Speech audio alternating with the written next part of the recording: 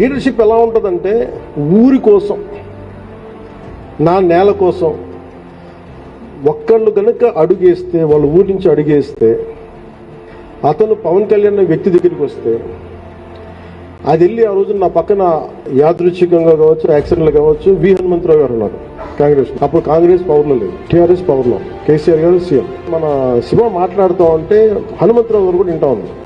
So నేను చెప్పాను, నేను వెంటనే మన వాళ్ళకి ఎవరికి ఫోన్ చేసి అసలు ముందు దీని మీద ఒకసారి డిస్కస్ చేద్దాం, మాట్లాడుతూ వి హనుమంతరావు గారు అంటే మేము కూడా ఏదైనా చేయమంటావా అని అలా స్టార్ట్ చేస్తే మేము రౌండ్ టేబుల్ కాన్ఫరెన్స్ పెట్టాం.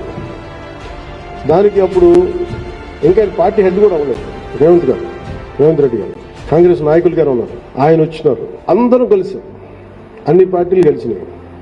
జనసేన దగ్గరికి వస్తే అన్ని పార్టీలు కలిస్తే యురేనియం తవ్వకాలను ఆపేయమని అప్పుడు మన కేసీఆర్ గారు, అప్పుడు గౌరవ ముఖ్యమంత్రి ఆయన తెలియజేశారు.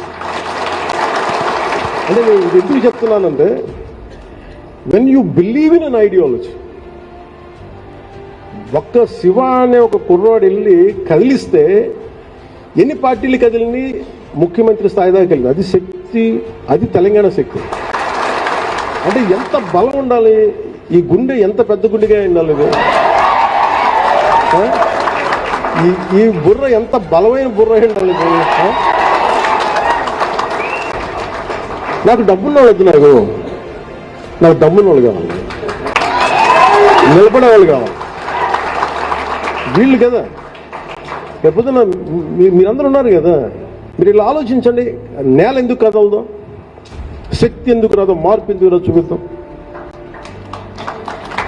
ఇది జనసేన. నేను చెప్తాను, మీరు ఊహించగలరు, నేను పట్టుకుంటాను. అది నాకు కనిపిస్తాడు మనిషి, ఎందుకంటే నేను అలాంటి కాబట్టి నేను పట్టుకుంటాను, నా అలాంటి పట్టుకుంటాను. శివ ఒక్కడొచ్చి ఇంతమంది కదిలిస్తే, ఇలాంటి శివ ఊరికొకటి తయారైతే దేశం బాగుపడదు.